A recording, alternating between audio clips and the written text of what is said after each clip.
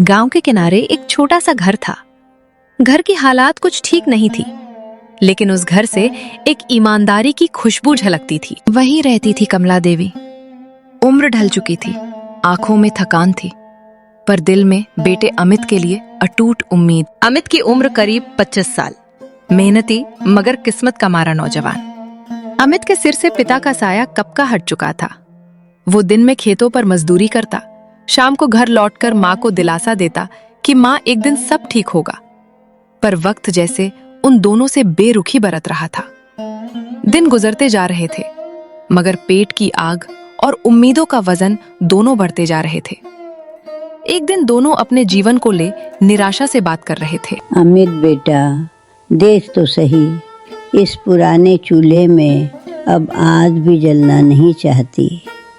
हाँ, लगता है जैसे हमारे हाल देखकर लकड़ी भी पिघल गई हो।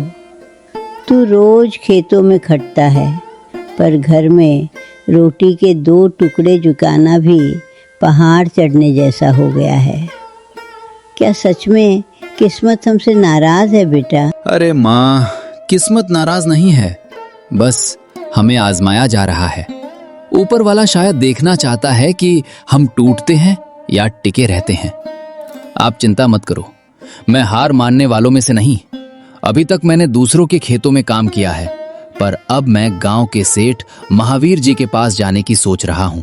सुना है वो मेहनती लोगों को काम देते हैं। अगर वहां काम मिल गया ना माँ, तो हमारी जिंदगी बदल जाएगी।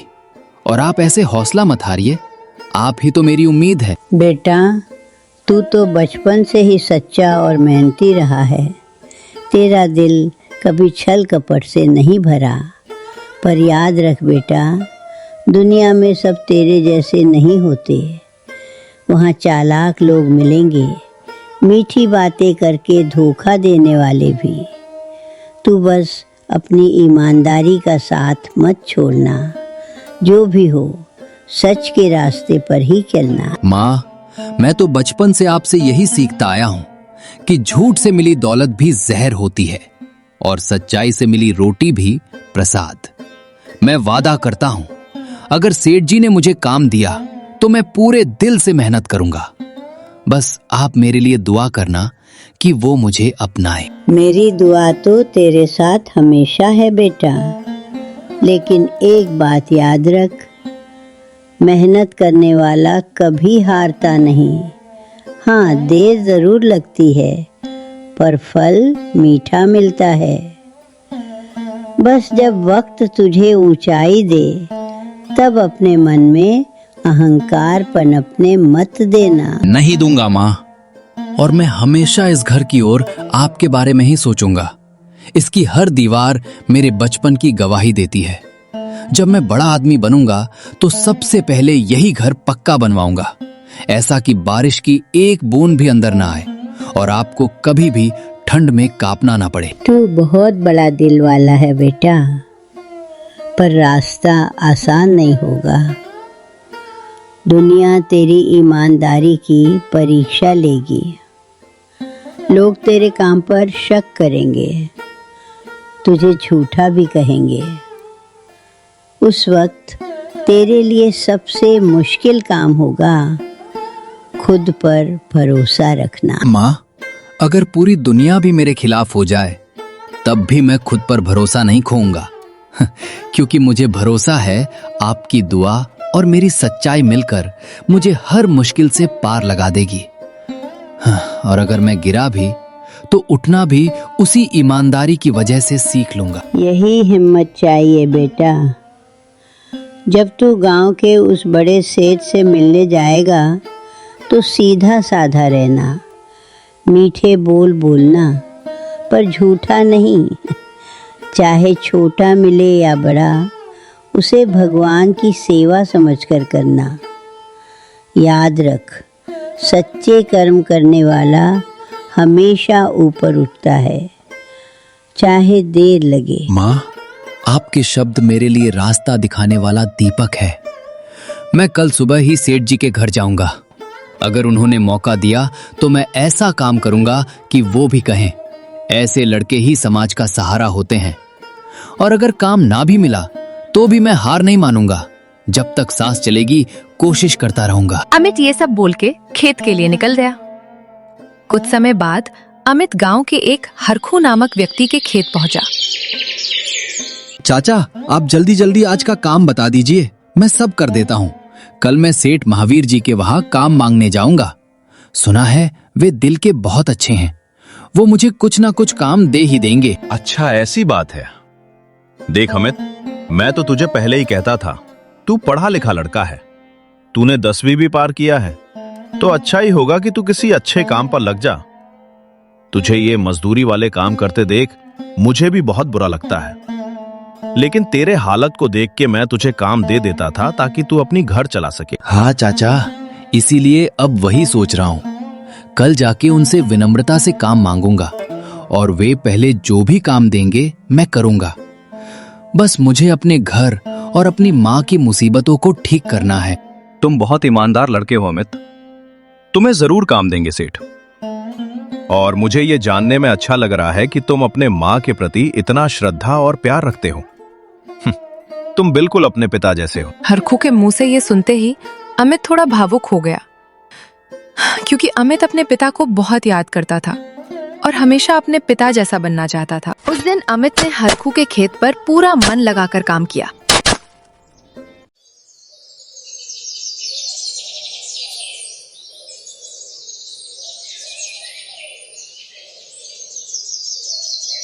अगले दिन सुबह की ठंडी हवा में हल्की धूप खिली थी।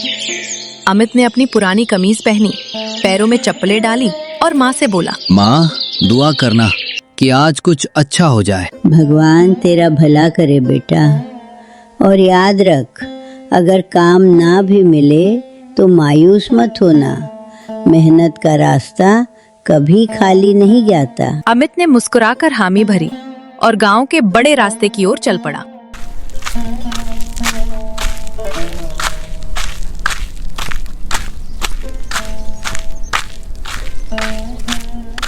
गांव के उस पार सेठ महावीर प्रसाद का बड़ा मकान था। ऊंची इमारत, रंगीन दीवारें और दरवाजे के पास पहरेदार थे। अमित के लिए ये सब नया था। उसने पहले कभी इतने बड़े घर में कदम नहीं रखा था। उसने धीरे से मकान की तरफ कदम बढ़ाई और पहरेदार ने शक भरी नजरों से देखा। कौन हो भाई, क्या काम है? नाम अमित है, गांव के पूरब टोले से हूँ। सुना है सेठ महावीर जी मेहनती लोगों को काम देते हैं, उनसे मिलने आया हूँ। पहरेदार ने उसको ऊपर से नीचे तक देखा। तुम जैसे सादे लोग अब बहुत कम आते हैं यहाँ। ठहरो, मैं जाकर सेठ जी को बताता हूँ।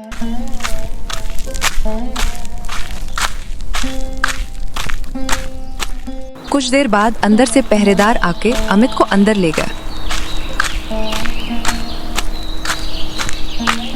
अमित ने अंदर कदम रखा। अंदर की हवेली किसी छोटे महल से कम नहीं थी। संगमरमर की फर्श, दीवारों पर बड़े बड़े चित्र और बीच में बैठे सेठ महावीर, गोरे मोटे मगर आंखों में गहराई थी। हाँ बेटा, क्या नाम बताया था अपना?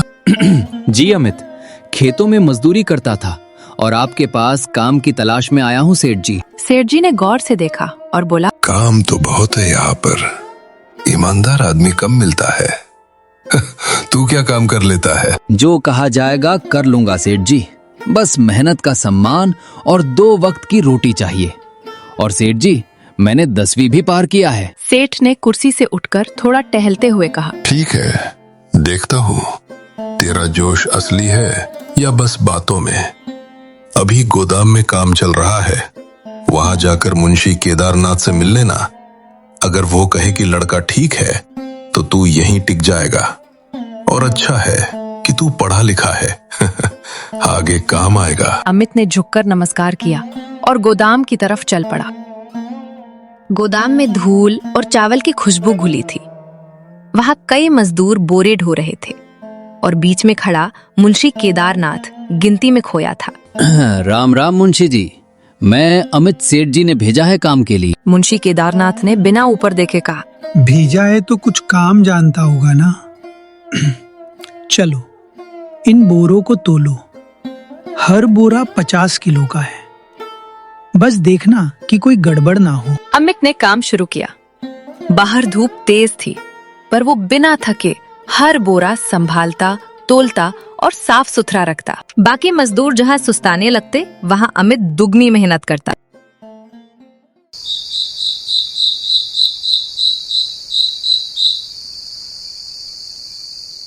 शाम को मुंशी केदारनाथ ने सेठ के पास आकर उनसे कहा, सेठ जी, ये नया लड़का कुछ अलग है। ना चोरी ना टाल मटोल, एकदम सीधा और ईमानदार। देखा मुंशी जी, अभी भी गांव में सच्चे नौजवान बाकी है। हाँ, सही कहा आपने सेठ जी। आप उस लड़के पर भरोसा कर सकते हैं। मुझे भी उससे अच्छाई की महक आती है। मुंशी और सेठ ने अमित के बारे में उस शाम अच्छे से बातें की और उसको काम पर रखने का सिद्धांत किया।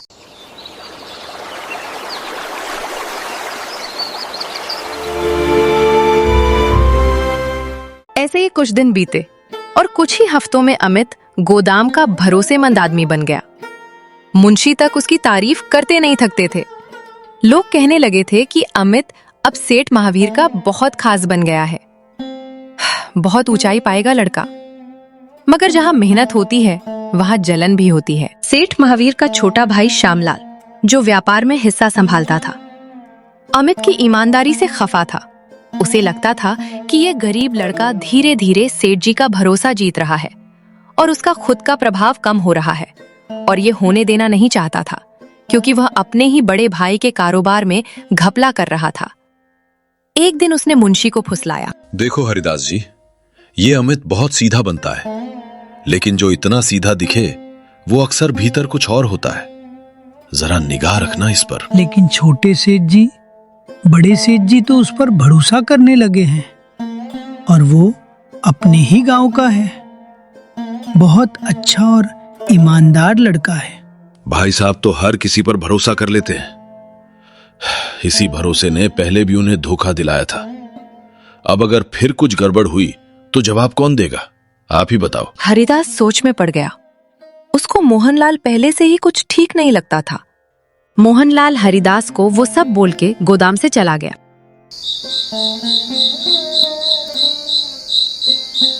उसी रात को जब सारे मजदूर जा चुके थे, अमित आखिरी बोरे की गिनती कर रहा था, और सब कुछ सही करने के बाद अमित ने एक पर्ची पर सब हिसाब लिख के गोदाम में रख दी।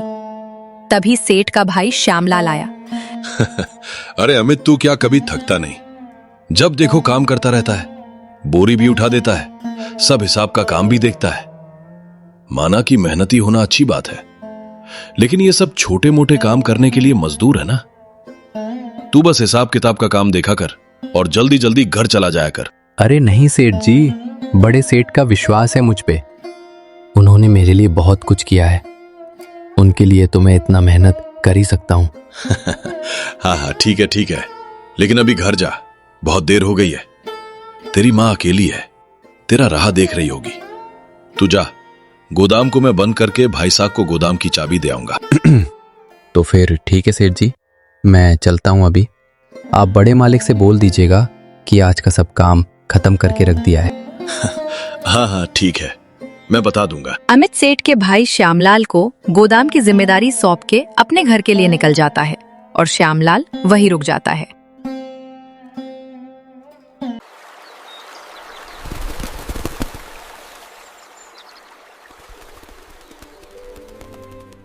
अगले दिन सुबह जब सेठ महावीर ने स्टॉक जांचा, तो गिनती में गड़बड़ी निकली।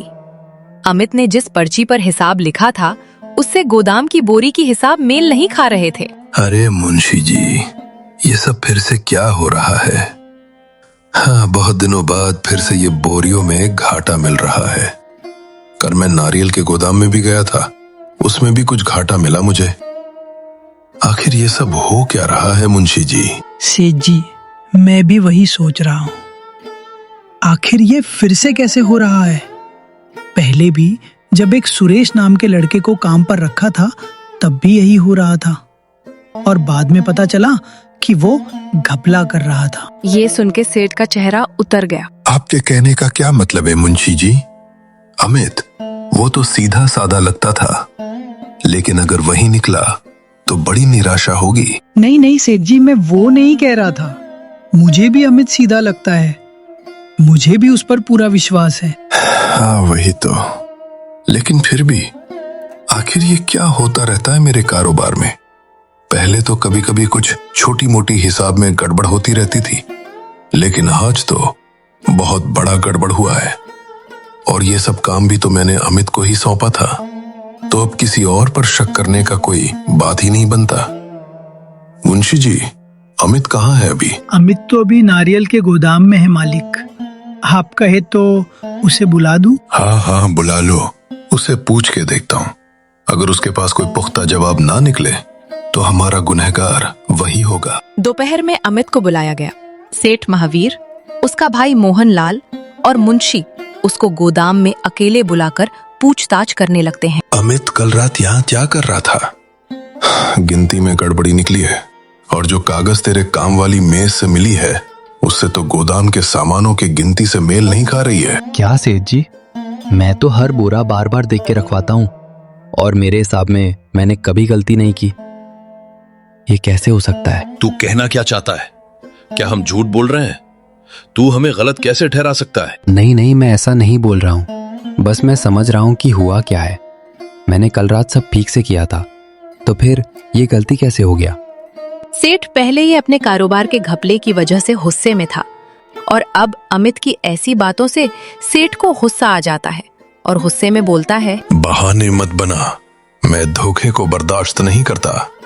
तुझे मौका दिया और तूने उसी भरोसे का गलत फायदा उठाया। सेठ के मुंह से ये सब सुन के अमित को बहुत बुरा लगता है और उसकी आंखें भर आती हैं। सेठ जी, आप जैसा चाहे वैसा सज्जा दे दीजिए, लेकिन एक गरीब आदमी की सच्चाई पर शक मत कीजिए।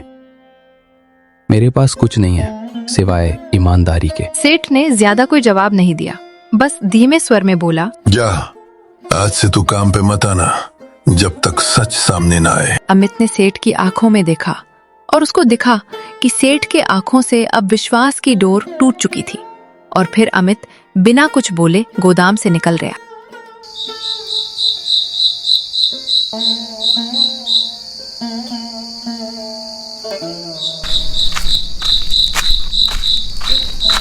अमित शाम को घर पहुंचा।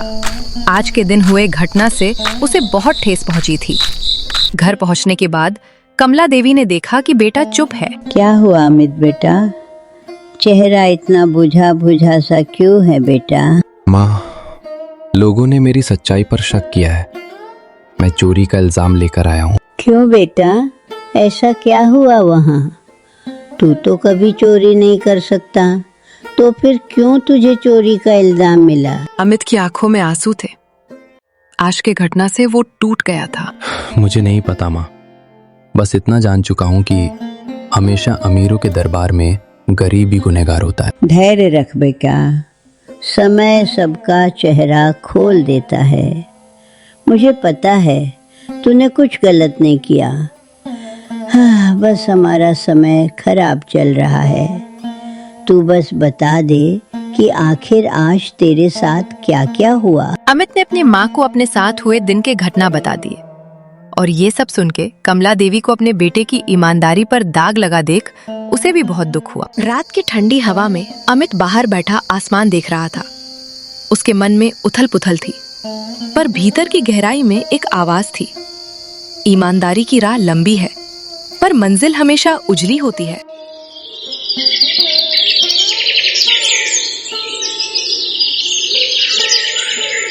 सुबह की पहली किरण जब घर की टूटी छत से अंदर आई, अमित उसी पुराने चौकी पर सिर झुकाए बैठा था। रात भर उसे नींद नहीं आई थी। आंखों में थकान, दिल में दर्द और चेहरे पर मौन, जैसे उसकी सच्चाई को किसी ने ठुकरा दिया हो। कमला देवी रसोई में चूल्हा जला रही थी। पुराने बर्तन की खनक सुनकर अमित घर के भीतर गया। माँ, मुझे लगता है कि अब घर बैठे रहने से कुछ नहीं होगा। मैं फिर से खेतों में जाऊंगा, हरखू चाचा के यहाँ। कमाई कम होगी मगर मन को सुकून रहेगा। बेटा, मैं तेरे फैसले में तेरे साथ हूँ। तू मेहनत कर, बस मन में करवाहट मत आने देना। किसी ने झूठा ठहराया तो क्या, सच्चाई को कोई मिटा नहीं सकता। अमित ने सिर झुकाया और शांत स्वर में बोला, माँ, मैं किसी से बदला नहीं लेना चाहता, बस इतना चाहता हूँ कि सच किसी दिन खुद बोल उठे। अमित अपने माँ से वो सब बोल के बाहर निकल गया। दोपहर की धूप में अमित पुराने खेतों की ओर निकल पड़ा। रास्ते भर लोग वही बातें कर रहे थे। अरे सुना, सेठ के गोदाम में चोरी हुई, वही नया लड़का निकला बेईमान। अमित के कदम भारी हो गए, लेकिन उसने सिर झुका लिया। वो जानता था, जब तक सच सामने नहीं आता, दुनिया की जुबान को बंद नहीं किया जा सकता। हरखू चाचा खेत के किनारे कुदाल लिए खड़े थे। हरखू को अमित के साथ हुए उस घटना के बारे में कुछ पता नहीं था। अमित को आते देख उसने हैरानी से पूछा, अरे अमित बेटा, तू यहाँ? तू तो सेठ महावीर के वहां काम कर रहा था ना? क्या हुआ वहां? आज छुट्टी मिली है क्या काम से? अमित ने हल्की मुस्कान दी, जो भीतर का दर्द छिपा रही थी। चाचा, वहाँ काम नहीं है, कुछ गलतफहमी हो गई, चोरी का इल्जाम लग गया है मुझ पे। क्या चोरी? तू और चोरी करेगा? मैंने तुझे बचपन से देखा है बेटा, तू तो वो है जो दूसरों का कर्ज भी नहीं रखता है। सेठ महावीर को शायद तुझे पहचानने में गलती हुई है। गलती तो हुई है, लेकिन उनकी नहीं है चाचा। गलती तो मेरे वक्त की है, जिसने हर बार मेरे जैसे गरीब को गुनहगार बनाया है। चल बेटा, छोड़ इन बातों को, काम कर, मन हल्का हो जाएगा। खेत में ईमानदारी की पहचान मिट्टी के पसीने से होती है, और तू तो उसी मिट्टी का बेटा है। कुछ समय बाद हरखू से बात करने के बाद कुछ ही घंटों में अमित फिर उसी मिट्टी से जुड़ गया था। धूप में झुलसते हुए पसीने से लथपथ पर उसके चेहरे पर अब भी वही शांत भाव था, जैसे भीतर कोई लड़ाई चल रही हो, पर मन हार नहीं मान रहा। संध्या को काम के बाद दोनों छांव में बैठे। अमित, तूने कभी सोचा कि ये सब किसने किया होगा? गोदाम में चोरी, हिसाब में गड़बड़ी, मुझे तो कुछ गड़बड़ लगता है। सोचता हूँ चाचा, पर कोई सबूत नहीं, और मैं बिना सबूत के किसी को गलत कैसे ठहरा दूं? बस ऊपर वाले से यही दुआ करता हूँ कि एक दिन खुद ही सच्चाई सबके सामने आए। जरूर आएगी बेटा। सच्चाई देर से आती है पर जोर से बोलती है। भगवान तेरे जैसे लड़के के साथ न्याय नहीं करेंगे तो और किसके साथ करेंगे? देखना, तू जल्दी सब ठीक होगा। कुछ समय ऐसे ही दोनों बात करने के बाद अपने अपने घर के लिए निकले। और हरखू के वहां से जब रात को अमित घर लौटा, कमला देवी लालटेन के उजाले में बैठी थी। उसने अमित की हथेलियां देखी, फटी हुई, पसीने से भरी, पर अब भी कर्म की खुशबू लिए। बेटा, आज तुझे देख के मेरा दिल भर आया।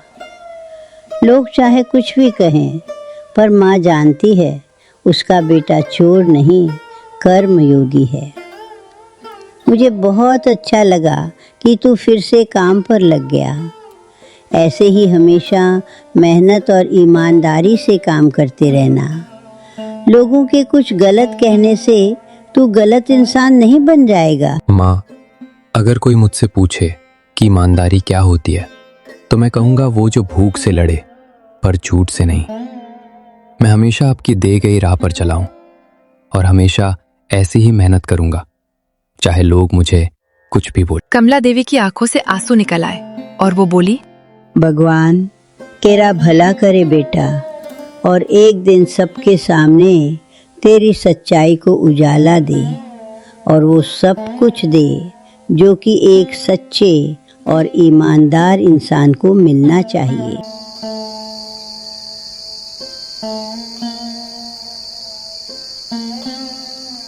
उधर हवेली में अब भी हलचल थी। सेठ महावीर बेचैन था। कितने दिनों से कारोबार में गड़बड़ी बढ़ती जा रही थी। उसने अमित को निकाला, पर नुकसान कम होने के बजाय और बढ़ गया। उस रात सेठ महावीर गोदाम में खुद जांच करने निकला। मुंशी केदारनाथ के साथ उसने पुराने हिसाब किताब के बंडल देखे और उनमें कुछ कागज मिले। श्यामलाल के कुछ लिखावटें मिली, और ये देख सेठ का चेहरा सख्त हो गया। ये क्या हरिदास, इन सब पर्चियों में तो मेरे भाई श्यामलाल का लिखावट है। आपने ये सब पर्चियां मुझे क्यों नहीं दिखाया? मालिक, मुझे नहीं पता था कि ये छोटे मालिक की लिखावट है। मैं पहचान नहीं पाया, मुझे माफ कर दीजिए। आपकी गलती नहीं है मुंशी जी, मैंने ही मेरे भाई को ज्यादा ढील दे दिया और अपने कारोबार में कम ध्यान दिया। गलती मुझसे हुई है, लेकिन अब मुझे सब जानना ही होगा कि मेरे भाई का लिखा हिसाब किताब का पर्चा यह क्या कर रहा है। वो तो ये सब काम नहीं संभाल रहा था। जरूर कारोबार के सब घपले में मेरे भाई का भी कुछ हाथ होगा। हो सकता है मालिक, मुझे छोटे मालिक पे पहले से ही थोड़ा बहुत शक था, लेकिन आपको बुरा लगता इसीलिए मैंने आपको कभी नहीं कहा था। ये क्या मुंशी जी, आपको मुझे पहले ही बताना चाहिए था। मैं कभी गद्दार को माफ नहीं करता, चाहे वो मेरा खुद का भाई ही क्यों ना हो। अब बस मुझे सब सच जानना है। मालिक, हम एक काम कर सकते हैं। हमने जो पहले काम पर रखा था सुरेश नाम के लड़के को, उसको बुलाकर पूछते हैं। सही सोच रहे हैं मुंशी जी, उसको सुबह बुला लीजिए, अब सब कुछ वही बता पाएगा। उसके रहते भी बहुत बड़ा घपला हुआ था।